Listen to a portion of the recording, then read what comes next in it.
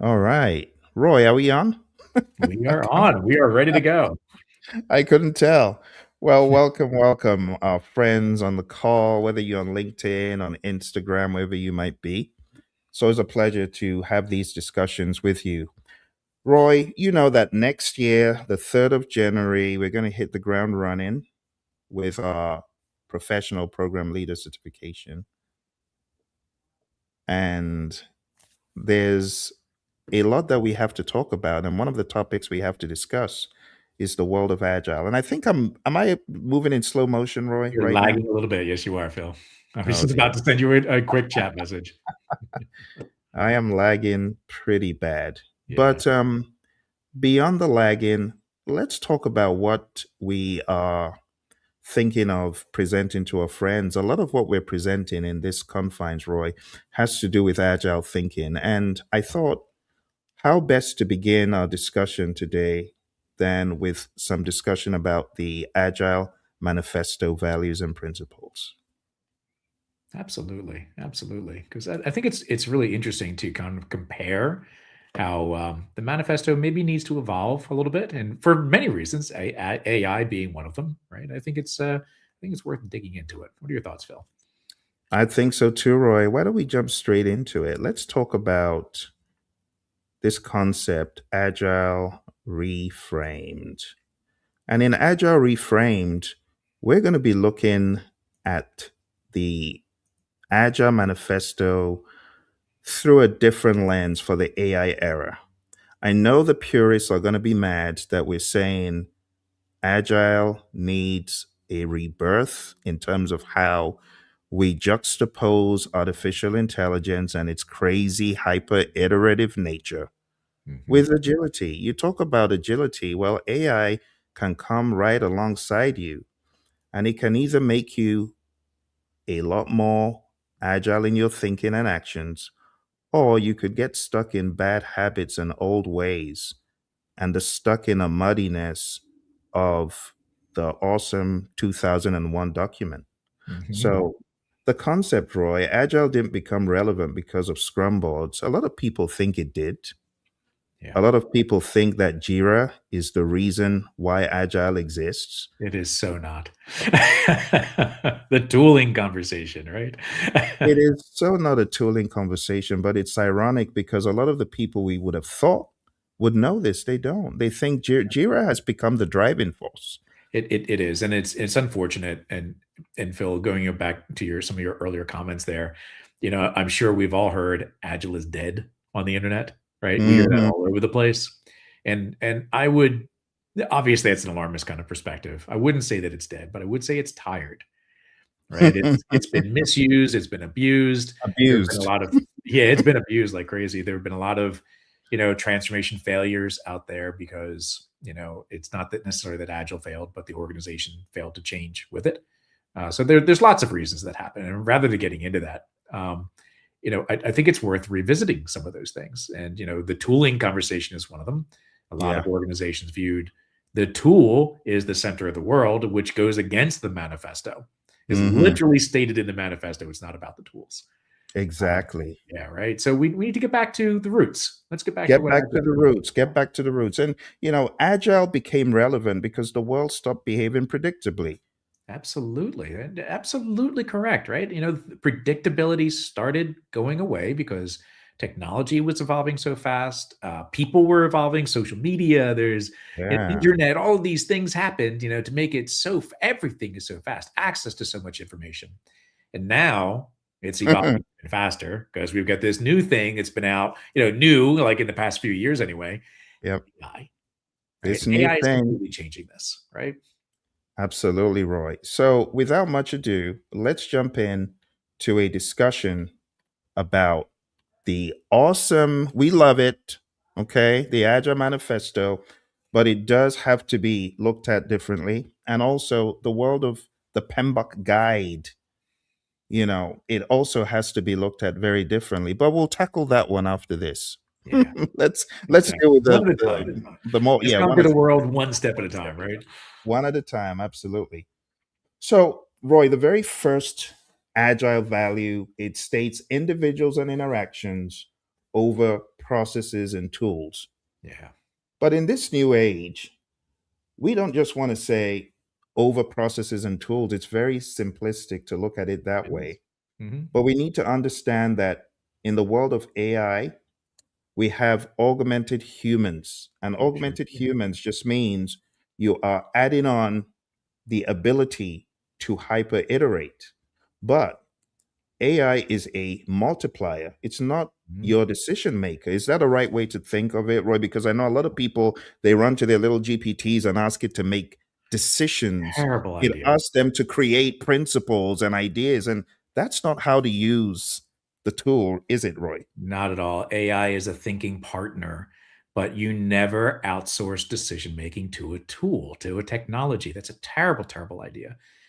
AI is wrong a significant percentage of the time. And so, why would you possibly trust it to make decisions in a human Mm, world?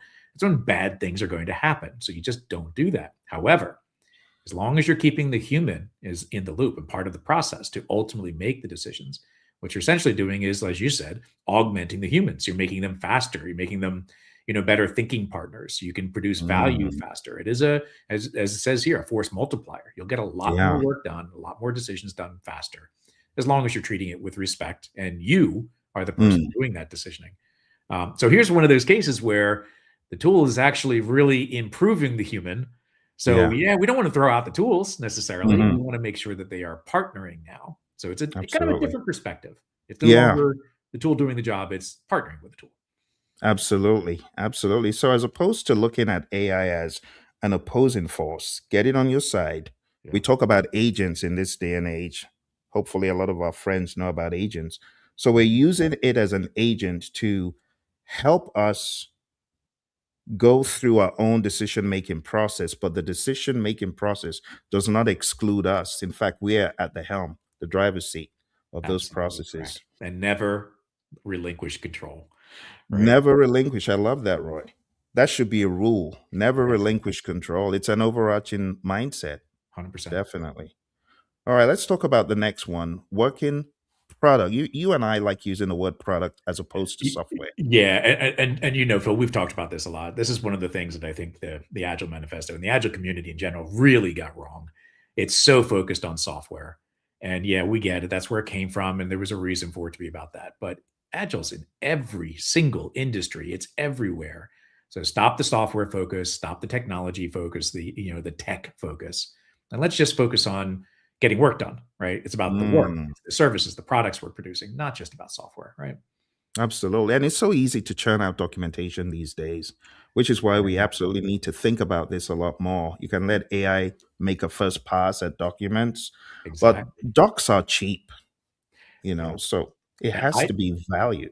absolutely, and I would actually say that in an AI world, documentation has now actually become more valuable than it was in the past. Mm, Because by building the right documentation, it's not just like documenting everything that's happening. It's building the right documentation is useful for your AI interactions.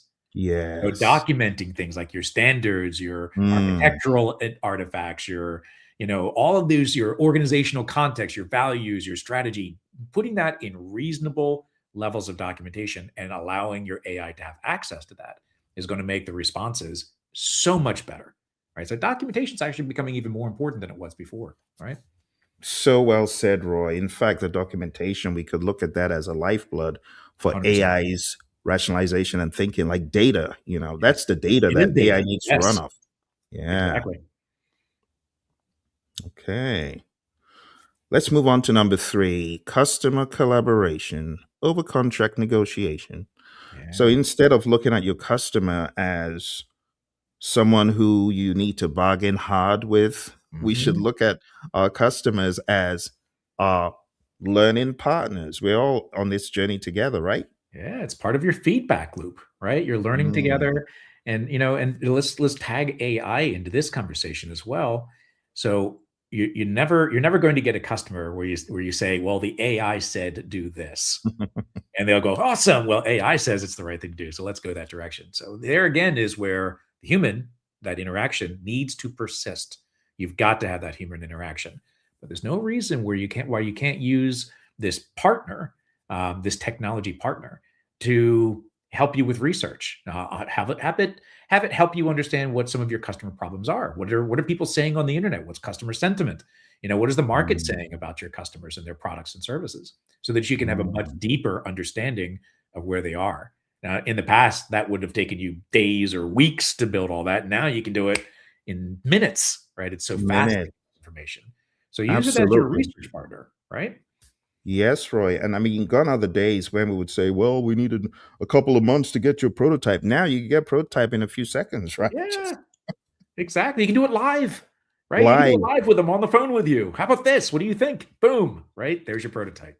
Isn't it crazy? And let's not even look too far, Roy, because you and I, we do a lot of this training and coaching. And in one of your experiences, you were able to create case studies on the fly as a result of AI being right there, right? Exactly. In the past, so I do a lot of training, as you do as well. Obviously, we do a lot of training. And in the past, we would typically include some case study that would be the same case study we use over and over again. Because guess what? It took a lot of time to build those case studies. So there was an economic reason to have that consistency.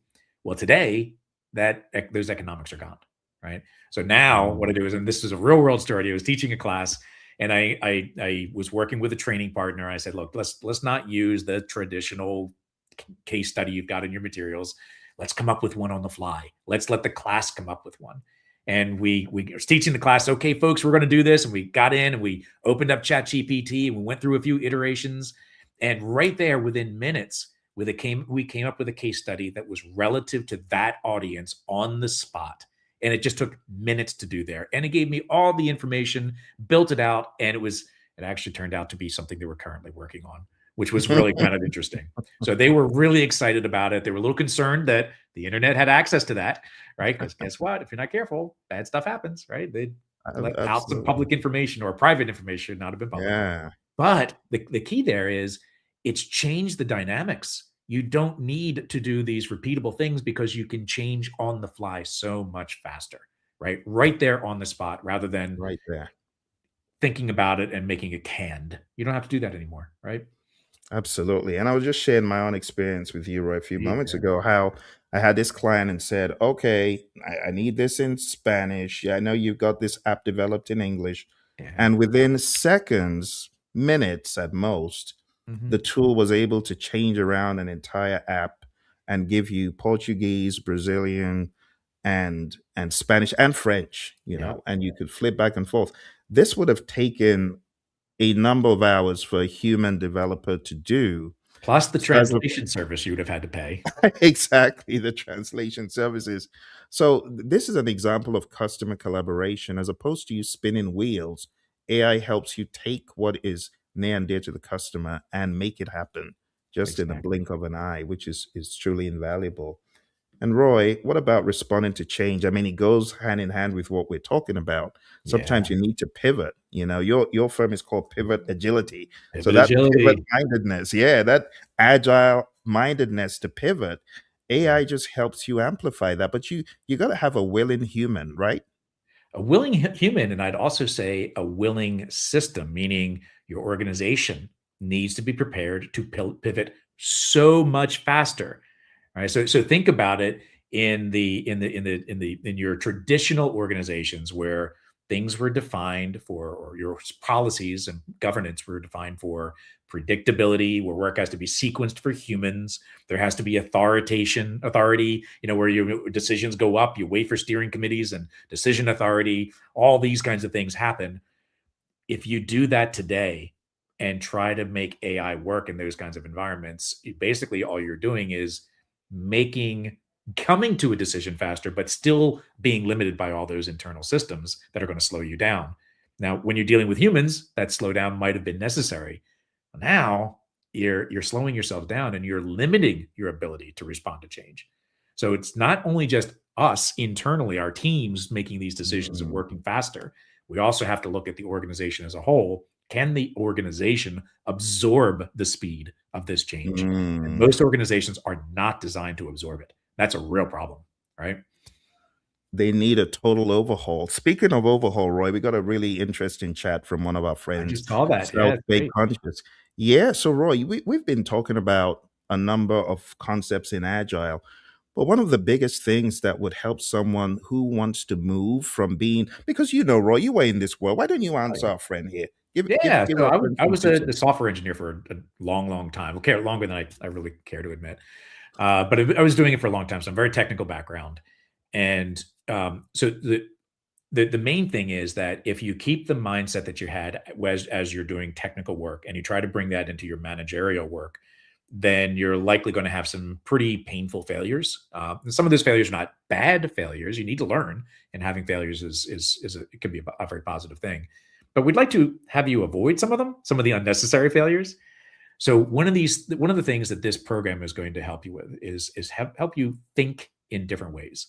Think a little bit less structured, a little bit less, the logistics of doing things. And coming from a technical background, it's very much about sequencing and thinking about things in a very logical order. Now, it doesn't always work like that. To be adaptable, sometimes you got to take risks. You got to, think outside of the logistics and the sequencing and, dependencies. And there's more to it than just that, right? You have to think in a very adaptive mindset, right? So this program is designed to help you think. It's going to make you uncomfortable, right? Mm. It's definitely going to make you uncomfortable, which is helpful, but it's going to help you think in a different way, change some of those thought patterns. So you're seeing things more as a system. You're seeing how your decision making and your adaptability is going to help, implement those systems. So this is a good program to help you think in a very different way. Phil, what are your reflections on that? Absolutely, Roy. So, from someone from a very heavily regulated, very heavily process driven industry like Yeah, aerospace, worked at the likes of Honeywell and Motorola and American, I yeah, can tell you that in order for you to get into a managerial position, your thinking has to change from it being does. more tactical to being even more strategic. And you know, Roy, when we talk about managerial, there are different levels. Even at the managerial level, you could still choose to have warped Hmm. anti agile thinking, or you Yeah. could choose to have leadership oriented thinking. Yes. And you know, the great John Maxwell, he says everything rises and falls on leadership. So in Hmm. this program, we're going to teach you how to be a real success in whatever role you're in, whether you're director level, whether you're VP level, whether you are any level you can think of, manager level, because it Hmm. all rises and falls on leadership. And at the organizational level, part of leadership is strategy. And strategic thinking is not It's often different. taught in, yeah, it's different, isn't it, Roy? It's Yeah. not taught in agile, in a lot of the agile courses. It's not taught in a lot of the program and project management courses. Yeah. You're still thinking tactically, but we need you to think even more elevated, like Roy said, systemically, holistically. So instead of thinking about projects and Yeah. programs and even products, you're thinking more holistically about value. You want to talk about that, Roy, about the value mindedness that this Yeah. program is going to open people to? Absolutely. So you've probably seen it on the internet, especially in the agile communities. There's a lot of conversation about, value oriented thinking, value delivery, that sort of thing. Now, and it's a little bit overused sometimes, right? But it's actually at the core of where most organizations should be. Most organizations are focusing so much on delivering a project: scope, schedule, budget. They're focused on those three triple constraints. And while they're still important, right, and we don't forget those, we still have those in the back of our minds.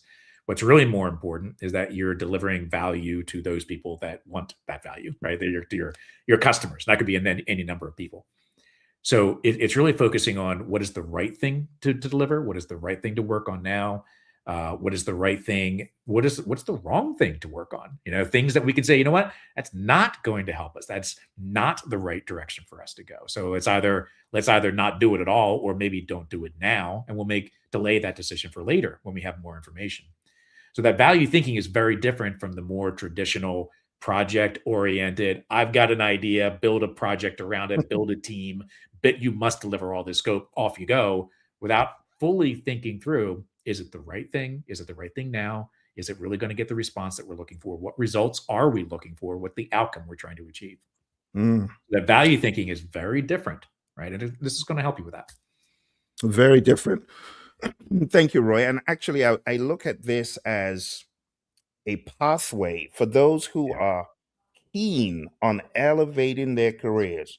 If you're looking to go from projects or from being an engineer into more managerial, as you put it, Yeah. so that you can actually lead. The word management is often misconstrued with leadership. There's a big difference. Big difference. Management, let me take the words of Steve Jobs. Management is making people do what you think they should do or what you want them to do. But Mhm. leadership is helping people to do, to see the possibilities Yeah. of what they never even thought they could do. Like, you help people to blow their own minds. That's Mhm. what leadership is about. It's an enabler force. And unfortunately, Roy, let's be honest, a lot of managers, they don't have the leadership gene because Yeah. it becomes more prescriptive and carrot and sticks. But in this program, Mhm. by the time you go through this residency with us, your mindset, your language, your posture, your confidence is going to so radically shift that you will be set to continuously evolve. It's kind of like giving people an elixir, Roy, for constant evolution, so that even if you wanted to go all the way to the top, to the CEO level in a firm, we're going to show you how you need to be thinking as opposed to thinking tactically, project Mhm. level, program level. We're going to get you to be thinking more portfolio and executive oriented. So there's a lot you're going to learn. There's so many nooks and crannies. We have PMIs, let's not forget, right? We don't want to Bring it discredit the into the great mix. work that our colleagues Yeah. have done, right, Roy? There's some Absolutely. great stuff in these books, but it's making it more pragmatic so that Mhm. you can speak the language. Roy, you want to talk about the language that this is going to help people to absorb and be able to Absolutely. practicalize in the boardrooms? So not only are there different thought patterns that we need to have you think about, thinking about things in different ways. Obviously, there's a whole vocabulary, right? So there's we talk about things in different ways. There are different words for it. You're going to learn things like value streams. You're going to learn about OKRs and the metrics that you might be able to use to help measure all this stuff. You'll understand the difference between traditional portfolio and more of a lean portfolio. You'll talk about roadmaps and how they differ from Gantt charts and these kinds of things. So we'll help you understand the language that you are going to need to know in order to move into these higher level positions. And also, if you're looking at strategy, what does it mean? What is strategy? What's a product? Right? These are kinds of the discussions that we need to go through. Right? So there's whole vocabulary, different way of thinking. That's going to help you get to that path that it's not just the next job we want you to get. It's Mm, jobs after as well. Right? absolutely. This, honestly, this is going to help set many of you folks up for life. Like, Mhm. honestly, when we tell you you haven't been in an environment like this, do understand that this is going to set you up for life. If you want to get more about this, go to programleadershipinstitute.com and go onto the curriculum. There's so much that we, could keep telling you you will get from the program, but hopefully by the time you go to the website and you take a look at the depth, right? Because we're going into programs, we're going into the world of PMI when it comes to programs and portfolios, but we're also going into an unexplored track, which Mhm. is the agile program leadership, which is based on many, many, many years of doing this as Roy has delivered this to top Fortune 500 organizations over and over again. You're going to be getting into the world of what I call the three P's in Agile: program, portfolio, projects. You could put in products, but it's through an Agile lens. And there's no literature about this out there. This is based on Roy's um, empirical information. Right, Roy? Yeah, absolutely. And I think it's important too, Phil, as you were talking about, we're not going to disregard the traditional approaches as well. It's Mhm. extremely important for Yep. you to not just understand where the world is moving to, but also where they are today, right? Let's Mm. understand traditional approaches. We're not going to throw all that stuff out, right? Yeah. We're going to keep that. It doesn't all go away. Projects aren't necessarily going away. Project Mhm. thinking might modify. It's going to evolve. Yeah. But these things, you need to have a good understanding of where we are today, what the value is in that, because there is value in those traditional approaches as well, Yeah. but also give you that lens where you can Mm. look at things from a more adaptive mindset so you can see where the world is going because it is Yeah. evolving and traditional Mhm. approaches are starting to diminish and these other approaches are starting to increase. You got to understand them, right? You gotta. And you gotta incorporate. You gotta incorporate, understand and incorporate So PMI is very big on the word hybridization these days. It's Yeah, because they know where things are going. it's Look at how changing. PMI acquired. Well, they didn't acquire. I think that's. Look at how they. Well, they've got their stamp on it, Roy. If you go to the Agile Alliance website, you see Alliance. PMI all over it. But there's a reason why PMI did pivot. Yeah, Yes, they did a good deed, but at the same time, PMI they know they need to pivot towards AI, which is why yeah, you now have a boatload of AI programs with PMI, yeah. and you also have a lot of agile concentration in the CAPM, in the PMP, in all of these fields. The only thing that's missing, Roy, is a bringing together of the very many ideas, hybrid, AI, program, project, portfolio. How do I, as an executive, a Yeah. professional, a business person, take all of these and make them relevant to my industry? That's what you're going to be learning in the program. Absolutely. A lot of stuff. And I think that there's Yeah. an interesting response in the chat. Been technical so long, zooming out sounds like a good idea. So, let me share a little bit about my personal journey. I know Phil, you've got similar stories. One of the hardest things for me when I switched from being a software developer into being in management, and I was management for a number of years, was the ability to let go, Mm, the ability to see things in a different perspective. It's hard to trust, right? When your job is on the line and it's someone else that's doing the work, it's really hard to let that go. right. So letting go of doing the work, and now you're starting to manage and encourage others to do that work and build that leadership in where you can trust that your team members, the people that you're managing, are able to do it is really, really hard. So, one of the things that this program is also going to help you with is to learn how to build that trust with your teams, to learn how to build in transparency so you can have a trust and verify process. You can trust them to do the job because they have the technical capabilities that you help them acquire, right? But then also you build the transparency so you can see when they're not doing it the right way. Mm, And that's going to make you feel more confident that you're able to lead this team into where you need them to be for your own career, right? For your own value, right? You need to accelerate and do more things, right? You can't get there without building great teams, right? right. Hard. Absolutely. Well, thank you, South Bay Conscious. You are conscious, and that's good. That's why you're asking Good. these pregnant, deep questions. And I know, we're talking about agile, but part of agile is what Roy and I are demonstrating. This is not just a regurgitation of ideas. This is a sharing of mind. So when you folks come on and ask us questions, we love it. We want to lean Mhm. in, and we want to keep talking. Okay, Ben. Thank you, Ben, for the conversation. Yeah, you're very conscious, and that's good. And we talk about that consciousness in the course because we don't just want AI to do the work that we're supposed No. to be doing. The decision making. People are talking about AGI, AGI. Well, even when AGI comes, you still got to be the human in the loop. Yep. Or maybe Arnold's movie will come to life. You have the Terminator running after you because you were not the human in the loop. All right. So over the past number of minutes, we've been talking about the Agile Manifesto, and we were just on responding to change or following a plan. And we've talked quite a little bit about this, and hopefully you've gotten some ideas about the values. Let's go into the principles, Roy. So satisfy the customer through early and continuous delivery. Mhm. It is so important to, with AI, ask the question, how can I deliver more value quicker? Yep. Yep, absolutely. So this is I don't care what frameworks, what process, whatever you're doing. If you're not doing this first principle, then why are you in business? Right? Everything is about satisfying your customers, delivering faster, delivering what they need, most importantly, not just what they ask for, but what they need. So this is critical, and AI is going to help you get there faster, right? But there's so much that you need to understand. And I see a lot of organizations doing this the wrong way. You need to understand a lot about AI in order to do this properly and safely.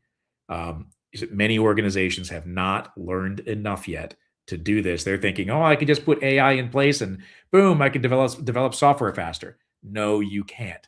You're going to develop really bad software really fast. You're going to generate more Mm, bugs really fast. You're going to generate garbage really fast. So you've got to change the way you think about work, do things in a different way, or you're going to generate a lot of bad stuff really, really fast, right? that is so true, Roy. Let's talk about welcoming changing requirements even late. So through the AI lens, change is no longer a disruption; it's a signal. A lot Yeah. of people they may look at AI as being an impedance, but it's an accelerator. It really depends on you as the human because it can help you quickly reevaluate scope, simulate trade-offs very easily, and adapt without rework paralysis. You know, I often joke about how if I was working with a human developer and I asked for all these changes, I would get so much pushback. But Yep. with AI, AI is it doesn't complain. It just And does. it's so much It gets faster, right? it's so much faster. Yeah. Phil, I think this one's a really funny one because anytime I talk about this particular principle in my classes, the initial reaction, especially with people building physical products or people in the software world, they think, "Oh, there's so much risk in making changes so fast. There's so much Mm. risk in changing them, too late in the development cycle. So we can't do that. Which no, this doesn't work for us." Well, yeah, of course, there's risk in doing it the wrong way. There's risk in doing it too late in the process. Of course, there's risk in that.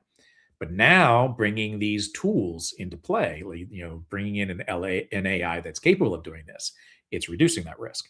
It's making it a lot Mm. easier, a lot safer to make these changes faster. If you're doing it the right way, if you're putting in the right Right. guardrails, of course, your risk is now significantly reduced. So you can make changes later in development Mm. safely, right?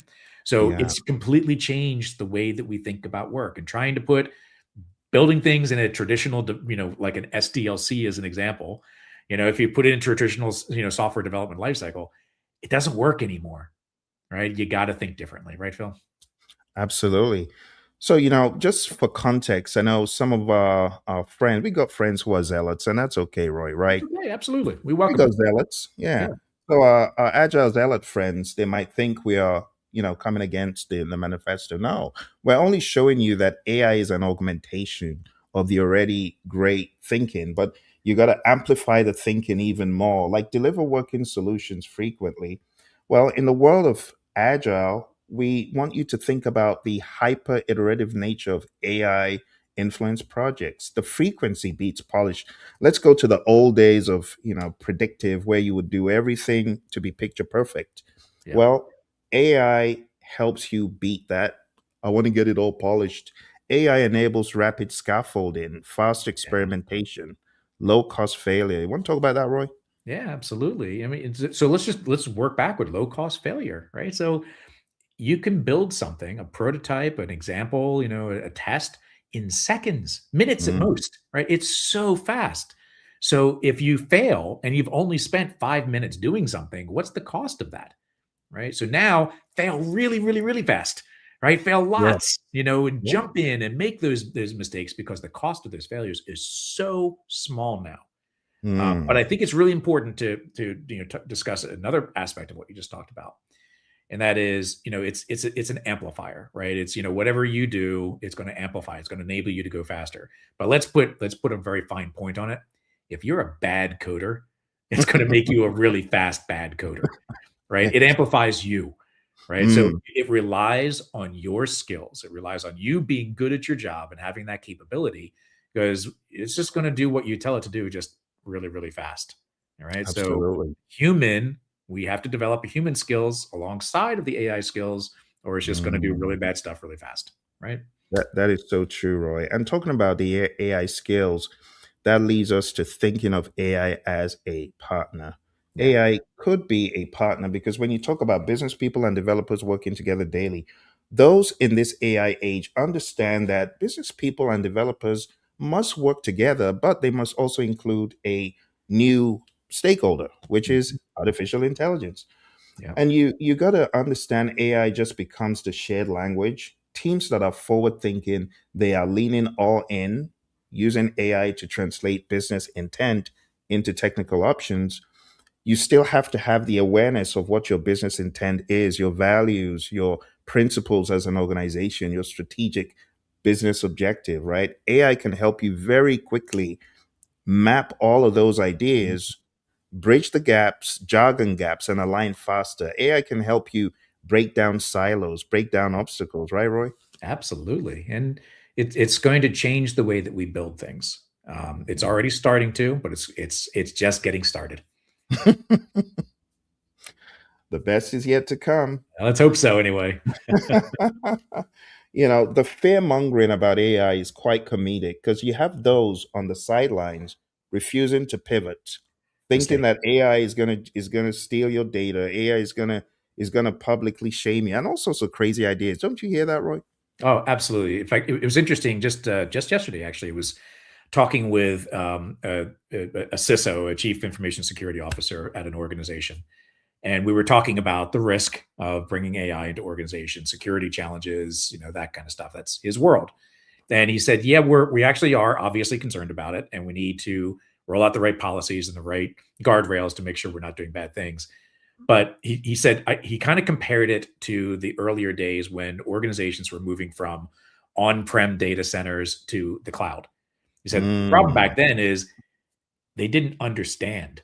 They didn't understand what it meant to go to the cloud. They had no policies in place to protect data that was actually public, that was out there on the mm, cloud. So they went through a lot of very painful things. Most organizations went through painful failures where they had breaches and all kinds of bad stuff happening. Well, they learned a lot from that.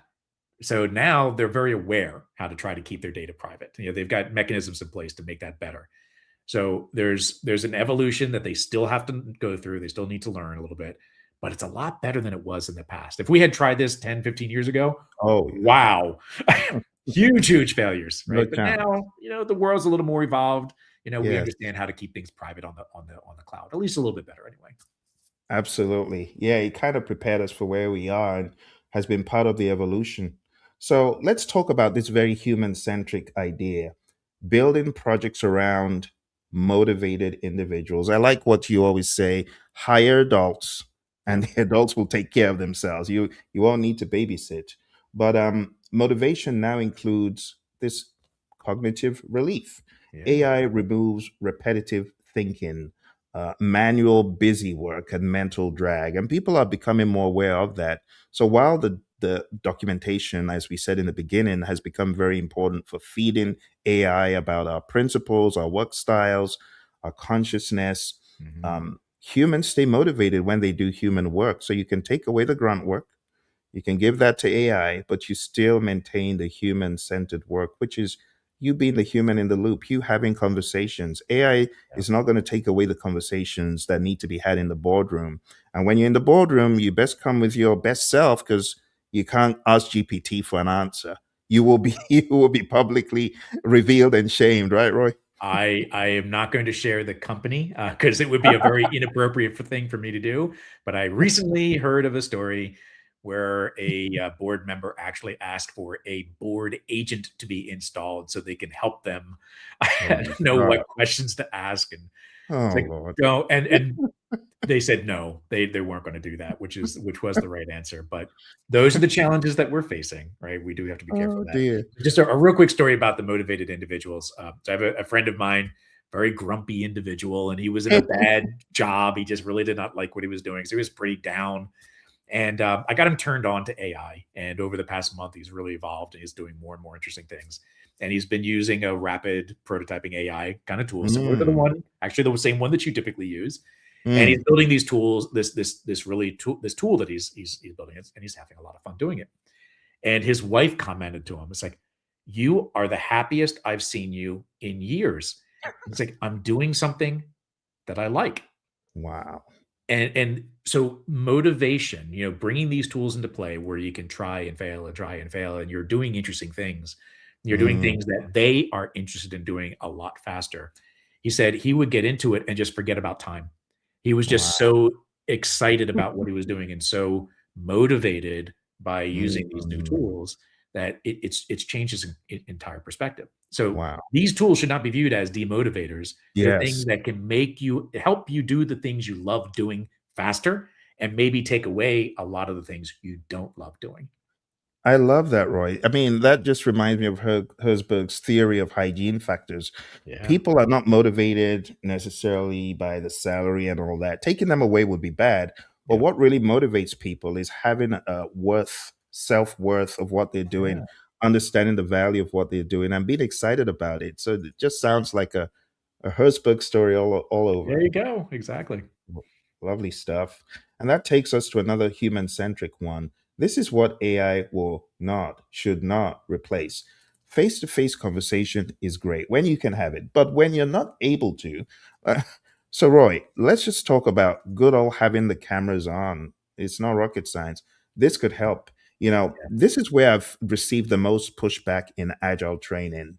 When I give them the manifesto and I say, go at it, debate it, tell me what you don't agree with. The number one This that is always usually the comes up one. is this one. Yep. Is this one. And they're like, well, Phil, we actually work better because we develop together and we need to see a single shared screen and contribute in that way. So if we were to meet face to face, they would be worthless. But meeting online together, it actually is helpful. So have you had any pushback on this one, Roy? Constant. We're an international organization. We can't meet face to face. The budgets aren't there for travel. It's like, yeah, absolutely correct. So guess what? You're going to be on a lot of Zoom meetings or Teams meetings or whatever, electronic. So how can we make those closer to face? Turn your stinking cameras on. Right? And this is a risk that we may have as we're starting to rely more heavily on tools like AI as a partner. Mm, We might start to no longer have that human connection, right? Or mm, at least it might diminish. Now that is a huge risk. Human beings are social creatures. You've got true. to keep the human connection. You've got to socialize. So it's now even more important to build those Mm, socialization activities. Get on a 15-minute daily scrum call. And guess what? You're going to be talking less about work and maybe more talking about each other, sharing yeah. stories, having a socialization time. The human Mm, aspect is more critical than it ever was because now you've got this AI partner that you're going to be talking with on a regular basis. That's not a human, mm. right? It's just not a human being. I thought it was really funny. I think it was Sam Altman, made the statement that it costs tens of millions of dollars every year just saying please and thank you to your AI, right? Because of the compute and energy consumption, right? Yeah. And all that. And it's true, right? Uh-huh. People tend to whatever that word is. They make it treat like a human, right? I'm having a hard time talking apparently today. Anthropomorphize. There Anthropomorphize, it is. whatever. So we tend to treat it as a human being, but it's not a human, It's and not. we need to remember that. And it might make us feel good. And it might because Mm, AI is notoriously sycophantic. It's like, oh, yes. you're a genius. What a great idea. It's I just made the worst idea ever. And now you're telling me this is awesome. Let's go down that thread because you're making me feel good, right? Oh dear. So now the human connection is even more important, right? So that is one of my biggest concerns is that we're going to start losing that, and Mm. we got to keep it in check, We right? got to we got to consciously, do everything possible. Going back to face-to-face conversation and how people now use AI in the meetings. One of the most distracting things is having AI very visibly take copious notes on the side panel. Yeah, I don't think that's I don't think that's the best use of AI. So Roy, I want to lean into your yeah. ideas about how you can use Copilot to not just be a dumb terminal facilitator, but to Mhm. get it to be a little bit more even humanistic in its value it gives you. What do you have to share with us about that? Yeah. So what we're not really using these facilitation tools for, and Copilot Facilitator Agent is one of these things. We're not using them really to do analysis of the meetings. Great. I don't have to take meeting notes. That's awesome. That's a big help, right? It saves some time. I don't have to take notes as I'm talking. Now I can focus on talking, right? And sharing ideas. That's great. And it can take attendance for us, maybe do a meeting summary. Fantastic. But what about other things we can get from it? Why don't we ask it? So, who was not engaging? What decisions did we come to? Did we come to the right decisions? What did we miss? Right? Why don't you do some analysis of the meeting? And these tools will let you do that. You got to use it for that. You got Mm, to ask it, right? Dig in and ask for more analysis of the meeting. How did it run? What can we do mhm. better next time? Is there any reflections that we can dig deep into? What did we miss? Right. So Right. now maybe you can use these tools because one thing it does really well is it looks for patterns, right? Mm, Movement patterns, speech patterns. AI is really good at that, right? It's not a true understanding, but it's close, right? It's pattern recognition. It can help you do a deeper analysis of the quality of these meetings and maybe help you review or improve it next time or dive into mm. issues that maybe you forgot to discuss or didn't discuss. Maybe you could have dug deeper into Love things, it. right? I love it, Roy. So having more of a Kaizen mindedness than AI just doing busy work in the background. Exactly. I love it. and probably very useful if you were ever to do some sort of retrospection and if AI was in the loop, right? Think about project managers, right? That one of their primary jobs is facilitate meetings. Well, That's true. right? They could use these kinds of tools to get better at that. Mm, I love it. Okay. So Roy, we'll kind of step on the gas a little bit Yeah, because I you can got see it coming up around the 1 hour mark when people start thinking about lunch, that it. kind of Yes. stuff. So, so working product, we say working product is a primary measure of progress. Activity is no longer evidence. Yeah. AI can produce motion easily, but only outcomes Yeah. prove value. And that's one of the big things we're going to be talking about all through. You see, I think one of the biggest mistakes, and it's a massive takeaway we're giving people when we take a look at this world, we've been programmed to think about projects, operations, programs, Mhm. and maybe services or results. But Mhm. the overarching thought of why are we doing this in the first place and benefits and value is often missing. So when we talk about working product being a primary measure of progress, yeah, AI can produce motion, but it still goes back to that idea about outcomes proving value, right, Roy? 100%. And as you were talking through, programs and projects, and I was picturing the hierarchy and the logistics and the tasks and Yeah. all of the tactics of building that Yes. out. And nowhere in that was the statement of value and Mm. results and outcomes, right? And It's it's all sobering, Roy. It's very sobering because it you have is. a lot of people doing stuff. And Yes. it's not that they're not getting outcomes, they're just not attuned to what the end game is in all of this, you know? Yeah. Now you think about it, is it someone else's job to think about those things? Or should it be everyone's job to think It about those should be things? everyone. Yeah. Everyone should be focusing on that, right? Everybody should Mm. be acting as if the CEO and their customer was sitting right next to them every moment of the day. So they're Yeah. making decisions to help improve, right? Help it build better value, better experiences for your customers and your organization, right? That's what we should Mm. be focusing on, right? Absolutely. Now, speaking about value and outcomes, let's go on Mhm. to sustainable development. Burnout scales faster with AI misuse. So, forward thinking leaders use AI to smooth peaks, to reduce cognitive overload, and protect human energy. But Mhm. if you allow the AI to use you, then you could still be like the hamster in a wheel. What should we do to avoid this, Roy? Yeah, and this is something that I also worry about, as we mentioned earlier. People can kind of get lost in these AI sessions. If you really start enjoying it, you can lose yourself pretty quickly. Now you're having fun, but you can burn yourself out pretty quickly, right? You got to have that Mm, socialization. You got to just step away from your desk. I make it a point to remind myself. I actually have a little timer to remind myself to get up and walk away, so that I mm, don't just get sucked into an AI conversation. We mm, have to build in that sustainability. Remember, they're human beings at the end of the day that are doing this work. So it is something that we need to watch out for, right? It's keep people motivated, keep them having fun, remind them to walk away from their desk periodically. You're going to be able to build a lot of things really, really fast, make decisions really, really fast, but you're still human beings. You still have physical limitations. You got to walk away. You got to treat yourself mm, appropriately, or you're going to burn yourself out and make a lot of really bad decisions faster. mm. Not good. Roy, we got a really nice conversation from our friend Dan here. It's a great session. Also super interested. Yeah. So, as opposed to the 50% off on the back end, we've actually reduced it way beyond what it should be. But here's the thing: we're going to do for people who join. Roy and I have a battery of sessions that we're going to be conducting in 2026, and these are really exciting. So when people see this, they forget PMI is always at work, aren't Yeah. they, Roy? They're always working. So I don't know whether you're in this world, Dan, but PMI have got a standard for project management as well called the PMBOK Guide. We're going to be doing sessions on that. Now, for those Mhm. of you who join this cohort, we're going to invite you to all of our other battery of sessions.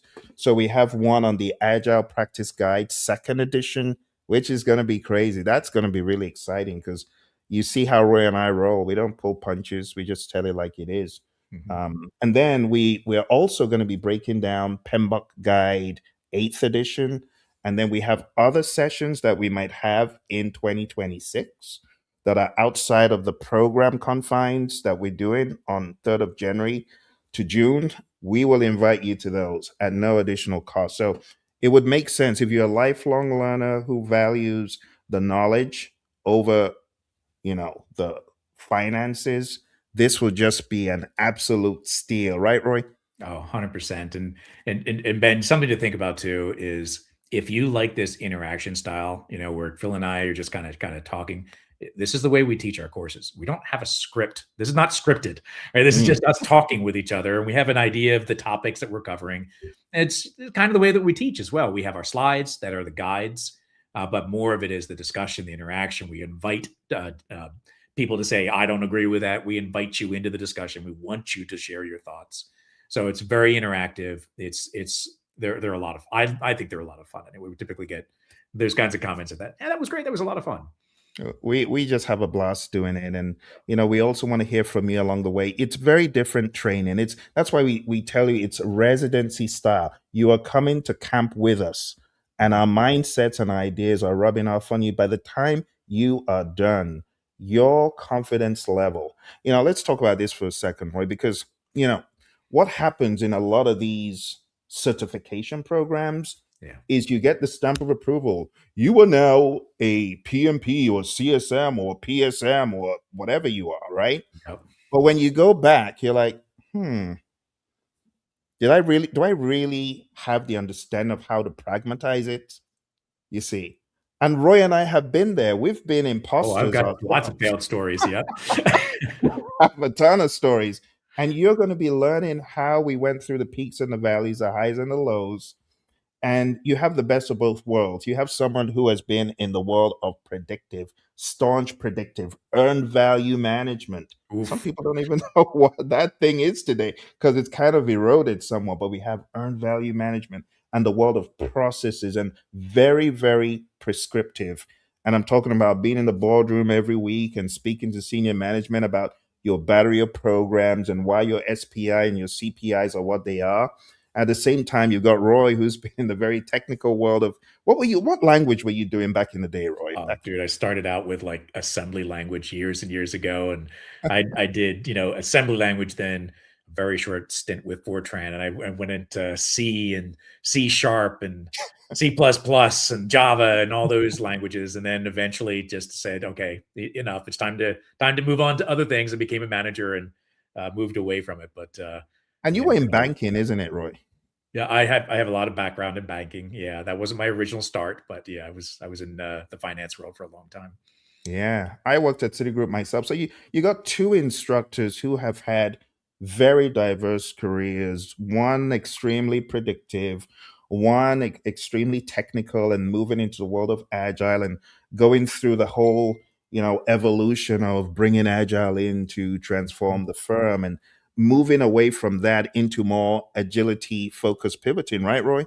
Yeah, yeah, absolutely. And now, the work that I do is more about helping organizations learn how to do these things that we're going to be teaching in the course. So my whole career is based on helping organizations design for adaptability, to be able to change more frequently, and maybe along the way treat their employees a little better too. Right? Absolutely. So going back to your question, we have already done the front loading of value. You're going to have so much value from this program. It's going to be mind blowing, but not just these sessions. Like I said, we'll invite you to other things we're doing. So how's that? Okay. It'll be lovely to have you. For those who are just joining, we're talking about looking at the world of agile and predictive through an AI lens. And this is in preparation for our next year's program, Professional Program Leader.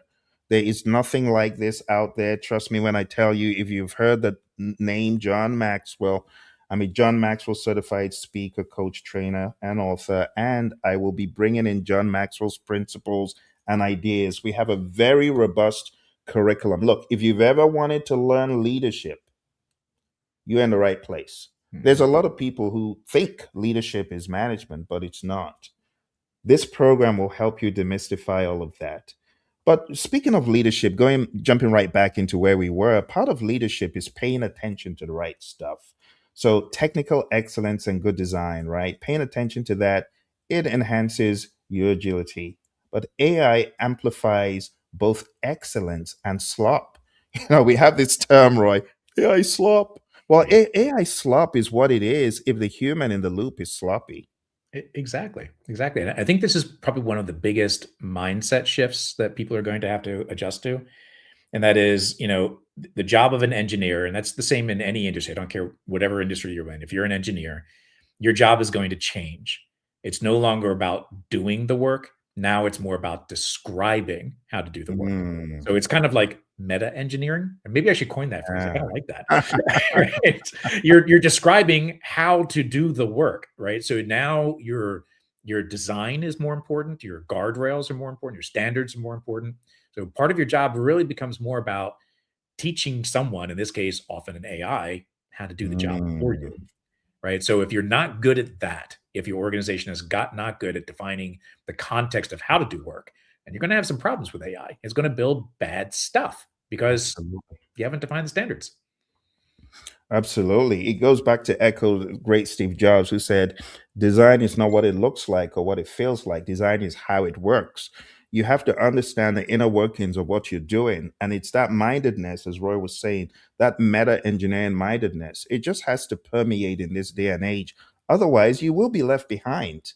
All Mhm. right. Because the world of work in engineering is evolving, right? And it's getting more down to being a superior prompt engineer, not just an engineer, but a superior prompt engineer. And Exactly. prompt engineering requires a lot of energy and a lot of focus. It's not just, oh, throw it over to AI and ask AI to build it. You have to describe it Please in don't intricate detail, do right, Roy? that.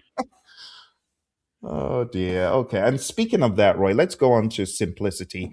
How should we think of simplicity, the art of maximizing the amount of work not done? People always struggle with this. I think this is probably one of the top three that I Yep. get pushed back on, like, Phil, slow down, slow down. This doesn't make any sense. How would you help people unravel this one, Roy? Yeah, I think there are really two lenses or two perspectives on this one. One of them is, as it says here, AI temp success.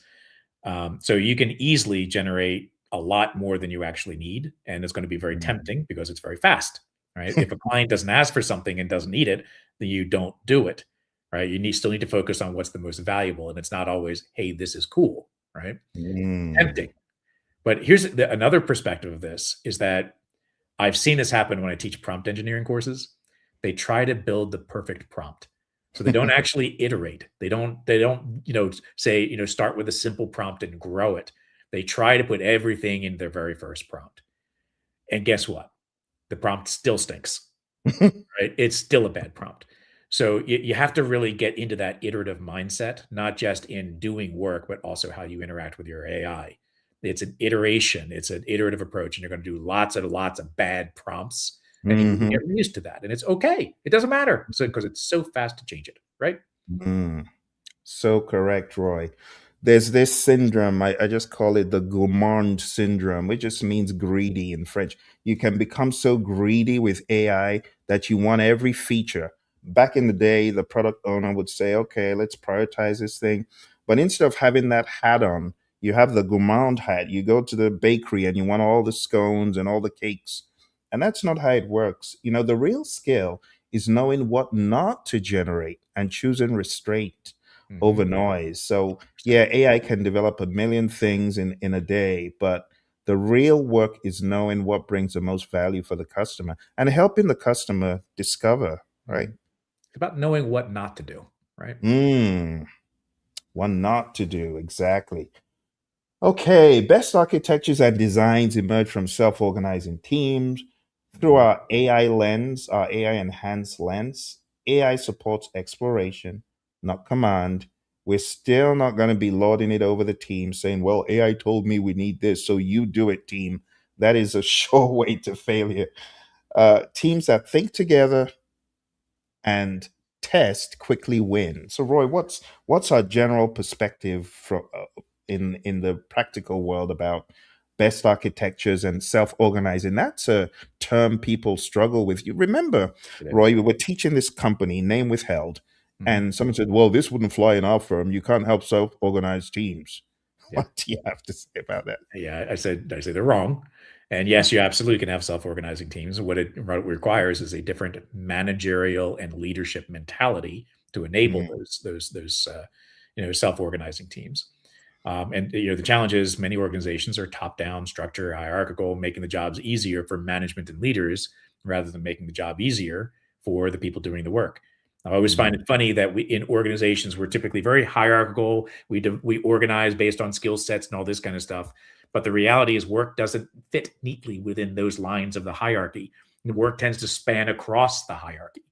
And then we build in these complex processes to enable it. And then bad things happen, right? So mm. self-organizing teams, still important, still need to do it. Absolutely. All right. And we have our final one. And this is a favorite because a lot of teams, oh my goodness, if only they did it, Roy. If only they did this privately and Mhm. publicly as a team. If only they retrospected. If only. But a lot of teams, they do the same thing from Yep. Q1 to Q4, And complain about it. expecting a different result. Yes. And they complain about it Yep. instead of having this reflection lens, right? So teams, the idea is to retrospect and do it privately, but do it as a team. And reflection is now data rich. When you reflect, when you have the right data to reflect on and you use AI as an amplifier, it's just going to help you spot bad patterns, Yep. surface blind spots. It's going to help you improve faster. Let me even just say if you are about to communicate and you put your mind into a communication that you're going to like send out, AI can help you right there see ways you can improve what you're about to say, right, Roy? Absolutely. It might give you some perspectives that you hadn't thought of, so you can explore together about different options. And I think this principle number 12 becomes even more important, not just getting together to reflect, but reflecting individually continuously. Right. So it's maybe more Mm, of a true Kaizen kind of approach where you're continuously looking to improve, improving yourself, improving your relationship with AI, improving your relationship with your team members. And I would even say the next level to build truly adaptive organizations, you need to have the organization reflecting, right? So how is the mm. org doing? Is the work flowing properly? Things like that. So this is to me, this becomes even more important than it ever was before. And it was already one of the most important things you could do. Absolutely. All right. So here's the meta shift. What agile will become. It's no longer about ceremonies. It never was, but this is time to hyper tune our thinking. It's no longer about ceremonies and roles and framework compliance. Mhm. It's now about sense making. It's now about judgment so that you can sensibly pivot. It's now about leadership, understanding uncertainty. And as a result of that, creating safe space for your people. It's about forward thinking principles, right? AI accelerates delivery, but still humans will define the direction. Yep. It's about speed, but not speed without reflection, because that's just noise. This is where you, as the human, need to say, okay, time out, let's reflect. Let's ponder on the events of the day, of the quarter, of the sprint, or whatever time box you might be using. Tools serve thinking, they don't replace it. So, AI as a tool is just helping you amplify your thinking. It is not replacing your thinking. When we talk about value, it's all in the overarching outcome. It's not in the artifact. You can have tons of artifacts that no one is using and no one's getting value from. The overall value is what matters. Outcomes, not artifacts. What Mhm. other high levels of thinking should we be pondering on, Roy? Yeah, these are key items. Something I would encourage people to think about too is there's a word that we're going to be using a lot during our session called flow. Hmm. You need to think about how work flows across your organization, across your team, where your bottlenecks are, where you need to do rework. You need to think of it as a system. Your organization is a system. Your team is a system. So this is literally called systems thinking. And that flow mentality is really important because you're focusing on reducing those friction points in getting work done so that it's smooth and clean and fast from idea to delivery as quick as possible. So that's something we're gonna talk a lot about is how to enable proper flow in your organization and what signs to look for and what to do about it when you start seeing certain signals, right? Mm, great stuff.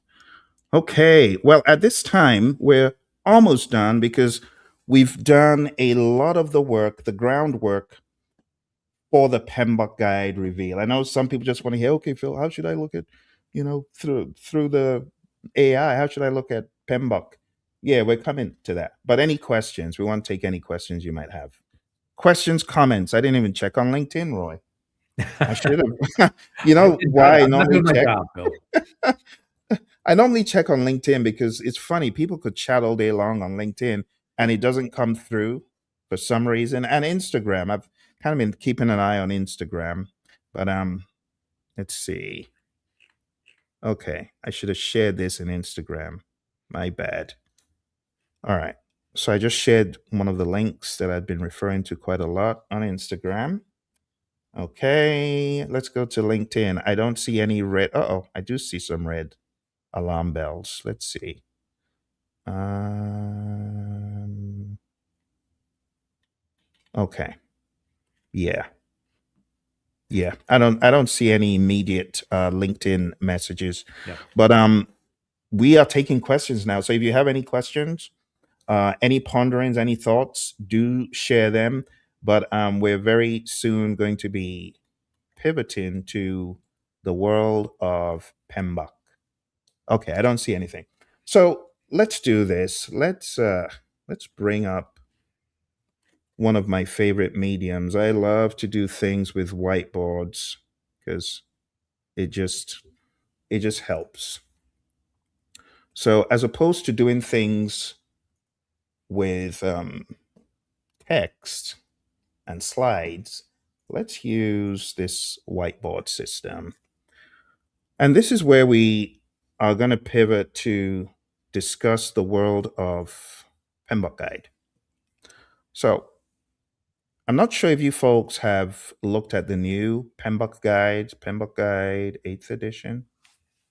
PMBOK Guide 8th edition has retained the structure of the 5 process groups, and that has not gone away. And I really want to lean into those higher levels of thinking of PMBOK Guide because we can get lost in the, oh, well, it's integration. No, it's governance. Oh, it's cost. No, it's finance. No, I don't want to get into that tunnel because we could be there all day, which is not going to be very productive. But let's jump into this other world here. Let's see. Okay, let's remove, let's stop, and let's share this one. Here we go, Sideboard. Okay. So we're gonna share on the screen. So when we think about PMBOK, Project Management Body of Knowledge Guide, it's broken down at a higher level into step one, initiate the project. Initiating. So, Roy, it's funny because before we got on the call, you and I were talking about how a lot of times we just jump into what we call development of plans. Hmm. But in the world of evolving technologies and artificial intelligence, it becomes more important to say, hold on, before you authorize this thing, how about a little bit of analysis? Yep. Yep. And we're quite guilty of not having very good frameworks and methods for doing thorough analysis, Hmm. you know. But in the world of agile, I think there's some tools we can borrow. Oh, yeah, absolutely. There are, things like value stream analysis. There's, how about, just seeing if we align to strategy? We tend to initiate projects very quick. Well, I'm going to say very quickly, but often projects don't get initiated fast. We initiate these things without seeing if it's actually really going to help us move the needle on our strategy. There are executives and others, they spend a lot of time trying to figure out where they want to go as an organization. And a whole bunch of projects wind up on your portfolio. And do they actually really align? Do they actually really do anything for your strategy? There's a bunch of things we should think about before we initiate a Mm, project. And AI can help us with that. Imagine if you had a context repository of all of the direction that we want to Mm. go, our organizational strategy, our values, our customer sentiment, where are we going as an organization? Have all that context available and using AI to say, is this fitting? Right? Does this Mm. work? Is this part of our strategy? Will it help accelerate it? Will it slow us down? Is it meaningless? You could make use of AI to help you decide, is this the right thing to work on? Right? Those are brilliant thoughts, Roy. So let's put some ideas here for a friend. So when you're thinking like that in this new world of AI, as Roy was alluding to, you got to ask questions like, okay, can we predict feasibility? Should we Mhm. do some benefits realization forecasting? Let's move from intuition, just dumb luck and hunches, to evidence based go or no go. AI can help you immensely. So I think one of the things that is missing in a lot of the conversation is what precedes initiating. Because anyone can develop a project charter with the software available. You can just ask GPT, create a project charter, or PMI's Infinity. PMI has Infinity. Mhm. Some people use it and it's a good tool, but if you're using the tool without insight, you'll keep doing the same thing. Yeah. Whereas you should be asking, am I doing the right thing? So Yeah, and that's I think it's initiating. important that AI that you just mentioned, it is a good tool, but it's Mm. trained on PMI data, not trained on your organizational data, right? So if you can Absolutely. add that and your organizational data, now you've got great Mm. confidence, right? Empiricism, that data, that tested and tried, not just, oh, well, ChatGPT told me, but is Oh, it based yeah. on, oh, the proverbial ChatGPT told me? You can't, Yep. you can't keep doing that. You gotta evolve. All right. The next thing, Roy, that we do very well, maybe too well for our own good in the world of PMI, is planning. Right? We talk a lot about plans. Oh my goodness, Roy! If I started telling you the plans that we have, well, you've worked for some of these firms, so you've probably heard it. Yeah. You know, but we have a project management plan for everything, but we have a scope management plan, a schedule management plan, a cost management plan, a quality management plan, a resource management plan, a Yep. communications management plan, a risk management plan, not to Yep. mention a change management plan, and a configuration management plan, and a procurement management plan, and a stakeholder And, engagement and, plan. and Phil, how long do they survive as you're working on a project? Honestly, Roy, the question needs to be, do you even refer to these plans And they never do. once? Yep. I worked on a project, Roy, and I'll keep the company confidential to protect the non innocent. But true story, a boss said, okay, after developing the Gantt chart, okay, Phil, just leave it on the wall. Aren't we gonna use it to track the No, no, no. This was just for stakeholder X. He just wanted it. Let's move on and do things more agilely. Wow. Mhm. Wow. And that's the sad reality. A lot of times we develop these big old plans that are valueless to Yep. us as a team, valueless to many of the other stakeholders. People cry for a lot of stuff. And then you end up developing these big old Gantt charts, these big old plans, and they're not being used, or Yep. they're being used the wrong way to hold people to the fire as Mhm. carrot and sticks. We Yep. want to move away from that mindset. So, my idea as far as how AI can help you, you want to use AI as much as possible to do the grunt work, right? So, Exactly. integrated plans, once you have the structure in place and you feed it the right data, and maybe you've got empirical data that could be used, don't reinvent the wheel. Just reuse a lot of the information that you have. But you also need to be thinking about scenario simulation and optimization.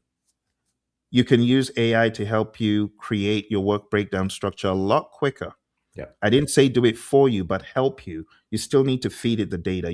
Still need to think about the logistics yourself, but AI can come alongside you and help you do those things. So, Yep. as opposed to you using so much brain power, you can use your brain power for more stakeholder, human oriented things. So, Roy, is this kind of the mindedness we think about in this agile world as we look 100%. at what our tools can do for us with backlogs and such? 100%. I will say that in a more agile environment, you would not need 90% of those plans, right? You just don't do them because, as you said, they're either Mm, valueless or very low value. Um, mm, and you learn as you're doing things so fast that, I'm not going to spend months and months putting together all these plans. I'm going to spend a week or a few days, mm, and AI mhm. may make that even faster. Do these plans as fast as possible, and do the right plans, the ones that you need, and then start building things and see what happens. Here's the reality: is the economics of experimentation and failing have just significantly shrunk. It doesn't Yeah. cost nearly as much to do more experimentation. It's not nearly as much risk to experiment more. So Mm, if you're in an environment that requires all of these plans and all these predictability and control mechanisms put in place, you're going to restrict your ability to use AI. You're not looking at the bigger picture that I don't need them anymore because I mm, don't have as much risk. It's not going to cost me as much if it goes wrong, yeah, right? So you got to adjust, right? So we don't do those things because they're just not really that valuable. absolutely.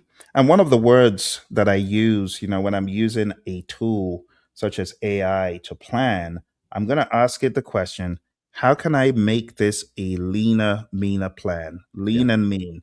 Instead of having big old plans that no one looks at, no one cares, you want to do the valuable stuff. And as you can see on the screen here, part of the valuable stuff is actually using AI to simulate risks, do risk Mhm. modeling, resource modeling. Those are some of the things that could help you way beyond just having stacks of documentation or gigabytes of PDF documents that no one cares about.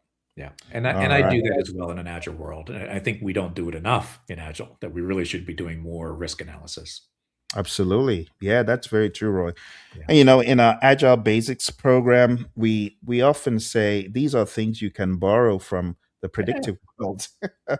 And because we have that risk number, that risk factor that Yeah. we talk about in Agile. We call it a risk score in predictive, but we look Yeah. at it as a factor. We need to do a lot more like that in Agile for We really sure. should. Agreed. And then we come to one of our favorite places, which is actually getting the work done, which is executing.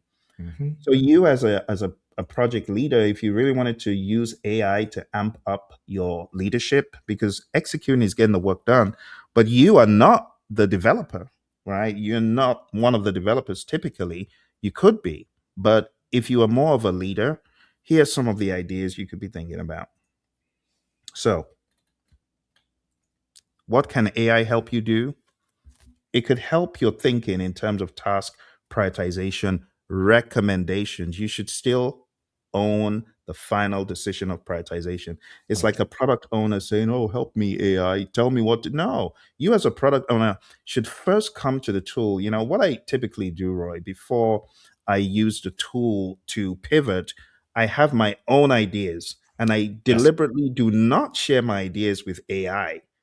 I Mhm. want to keep my ideas to the side, and then I ask it when it has given me its AI non-human response. I'll like give it my idea and say, bottom line it with this. What do you think about this? I have to be honest, a lot of times what the AI has plus what I have makes a lethal mix, a crazy awesome mix Yeah. that will help decimate any doubt or any problems or any risks. But if you just go with, oh, AI, tell me what to do, almighty AI, you don't get very good output that will be as Exactly. good as you and the human and the AI. It was interesting, Phil. Yet I have been asked to create a collection of case studies to help sell agile coaching and things like that with one of my training partners. And I immediately went to ChatGPT and I said, "Okay, I need to build some case studies. Let's do it together. Would you like my client list to start with, so that we can start building case studies?"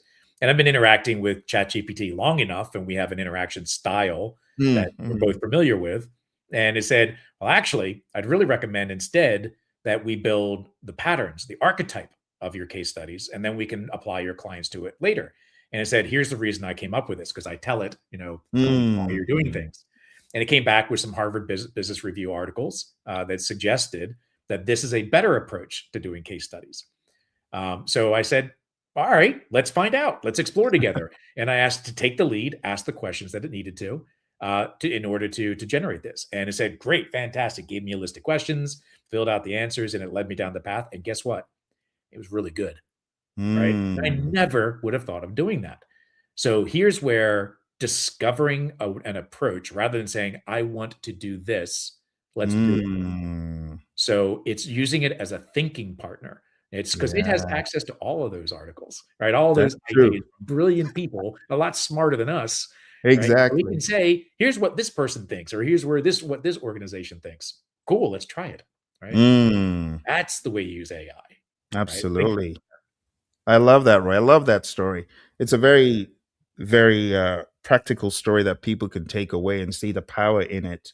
Yeah. Someone once said it's like having 1,000 Einsteins and the Da Vinci's and just name it. It's like having them in your pocket at your beck and call to just say, "Hey, I know you know this. Yep. This What is do you my got? idea. What do you got?" Yeah, Yep. Exactly. and that's how to use it as a partner. So Yeah. in executing, you can use it for recommendations. Great for real time performance monitoring if the data is clean. You got good data, could be very helpful.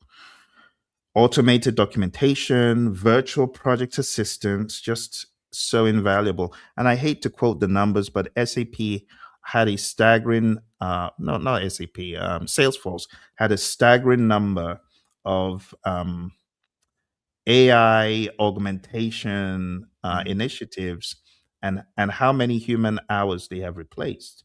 But those are tedious human hours that can be used somewhere else. Yeah. That's how I like looking at it. Instead of being bogged down by AI is taking away my job, I like looking at it like AI is taking away grunt work Yep. and another human will take your job, not the AI. It's another human that knows how to leverage AI If that takes away people should jobs. be thinking about it is how can I leverage AI to so it can do the things I don't like doing, Mm, right? Let it take away the grunt work. That's the good use. absolutely. All right. So we're going to shift from manual coordination to intelligent execution. When you do that, the problem is the data. The data is always a problem, Roy. A lot of firms, they don't have the data that could be Yep. so liberating for their people. You know, if only they had the data that could help. But if they had the data, they could move away from a lot of manual, menial stuff to Mhm. more automated stuff. All right. The next big bucket that we have here is monitoring and controlling. Mhm. And going back to us speaking about data, data can help you wildly improve in these Critical. areas, right? Let's talk about continuous performance tracking. So, Roy, in this agile world that we talk about, I'm not sure what Jira has or what any of these version one. I'm sure they're trying wildly to pivot to AI. Do you see that? They are. Jira Atlassian has, the tool, I think it's called Rovo, which is built into Jira. Mm, Um, I would let's just say that it's an early version, right? They still have a okay. lot of improvements that they need to make to it. It's a good start. I'll give them that. I don't use it much yet, right? But I'm hopeful that they get better and better at it. Mm. Yeah, I mean, it just makes sense, and I don't begrudge them. Everyone No, should no, not at pivot. all. Yeah. It's an early adoption. It's not a bad tool. It's Mm, just I'm not getting the value out of it that I'm looking for yet, right? mm. Eventually, I will. Gotcha, gotcha. All right. Well, goes back to what we're talking about here. Continuous performance tracking, predictive variance alerts, where your systems that you build. Roy, we're just talking about how many organizations are investing hugely in AI technologies and frameworks because they know that it's the way forward. Automated corrective action suggestions. You're not going to get all of these awesome bells and whistles if you don't have good data. Yep. KPI anomaly detection, AI can help you with that. If your KPIs have so much variation, they're not adding up. AI, I'm talking about millions and millions of data points. AI can very quickly sum up, hey, this doesn't make sense. This is not adding up, Mhm. right? So we go from just using lagging indicators, and there's nothing wrong in lagging indicators, but we go to using leading indicators, right, Roy? Exactly. Yep, exactly. You can do it, it would take you typically a long time to do it manually. AI can do it instantaneously. Absolutely. All right. Well, we're in the final one, and then we'll take any final questions. But the final one is closing. Now, this is one that is very front and center of projects. But when we're thinking in terms of value and more and in an agile mindset, it's not something that we typically focus on. No, Is it, Roy? We no, we don't we don't no, have some it's closing. not very useful in the agile world. It's not for obvious reasons. The value continues, Yeah, right? So we talk about DevOps in that world, and it just takes away the need to be thinking of closing. yeah, But in terms of closing in a PMBOK focused environment, continuous performance tracking is important. Don't just look at the end result. Try to understand why you got the results you got. Predictive variance alerts could also be helpful. Um, Actually, I think I'm repeating what I just did here. Excuse me. This is this is going to be replaced. Let me replace yep, yep, this. yep. Okay. So there are some similarities, but we're going to go beyond the tracking and metrics to more lessons learned extraction, Yep. knowledge base updates, benefits realization validation, which it hardly happens, to be honest. We're so focused on getting to the end goal, and the end goal is completing the project on time, on budget. It's sad to say, but we should go beyond that to thinking about, are the benefits realized? Yeah. We can then benchmark for future projects, and we shift from administrative closure to organizational learning. This is something the PMI has always advocated, this piece, Hmm. organizational learning. But in a lot of the firms that I have trained in, I find the whole lessons learned retrospective pretty much being non existent, Yep. And which is sad. Phil, as you know, the lessons learned sessions, it's one of my pet peeves in the traditional. It is I would even say it's kind of a joke, right? It's an industry Mm, joke because yeah. anytime I talk about this, people politely smile and a little giggle as like, yeah, yeah, we do this. We go through this expensive process of collecting our lessons learned, very expensive meetings, write them down on Mm, in a Word document, put it up on SharePoint, and we just never reference it ever again. never. Now, here's something that may be promising. Well, now, with the advent of AI, what if we had our project repository? Let's just say it's up in SharePoint or something like that, right? Someplace where it's easily accessible by an AI like Copilot. And we take all of those lessons learned sessions and we put them up on SharePoint. Well, now, when we're starting a new project, I can reference my AI and say, hey, go look through all of our lessons learned sessions for projects that were similar to this with these kinds of constraints and these kinds of things we're doing and summarize what we might want to look out for, what things we could avoid, define the risks that we may be Mm. seeing. So it could come back in seconds after reviewing all of the lessons learned across all the projects that are similar to the one that we're about to embark on and say, okay, here's some things that we learned from previous projects. Wow. That would be invaluable if someone has built that, Roy. Yeah, well, it's easy to build too. That's the cool It's part. easy. That's true. It's easy. Because can Copilot like go through SharePoint and It can find? natively access SharePoint with all of the restrictions and governance already in place in SharePoint. Wow. If you don't have access to things, it maintains that. So it's built in. All you got to Wow. do is set it up properly and start using it. That is just mind blowing. And honestly, I'm sure a lot of people listening, we just ignited a spark where they're going to go back and look into their SharePoint repositories. And, lessons learned.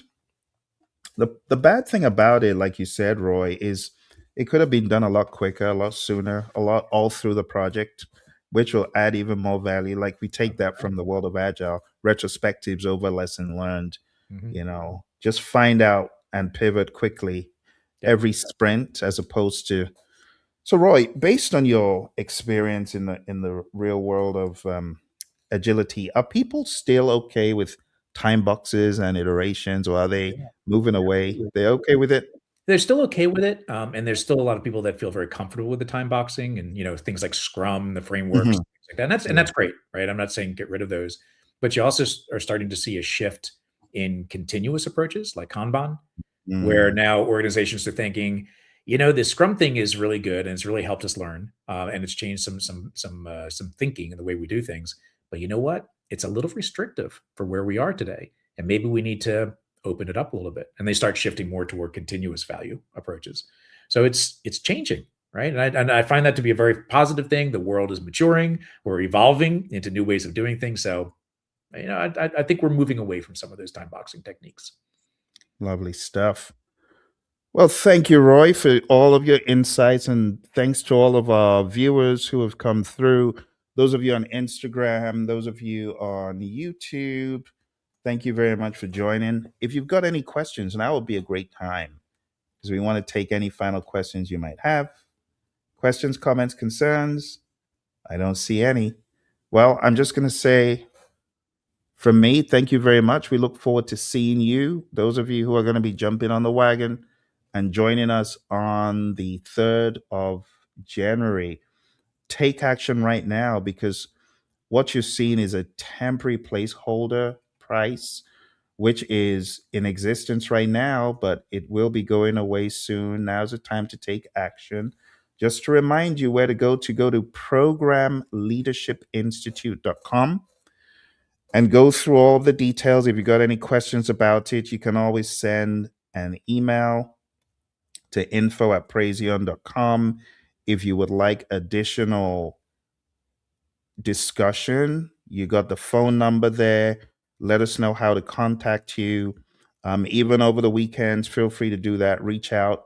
We really, really want your company on this event, majorly because we know it doesn't happen very often. Roy, we don't do these programs very often. So when we do, I ask people to jump on. We did one last week, last year, or earlier this year, the Agile Core Navigator. And we had a lot of people who were smart and jumped on. Well, we're not having Agile Core Navigator this year. So this is the program we've designed for our people because we know that what you get from a lot of these other certifications is great, but it doesn't bring it all together like this Mhm. does. Roy, any final words for our friends? Yeah, just I hope to see everybody there. It's going to be a fun program. You're going to get this kind of interaction where we're discussing, sharing stories, sharing our failures, sharing our successes.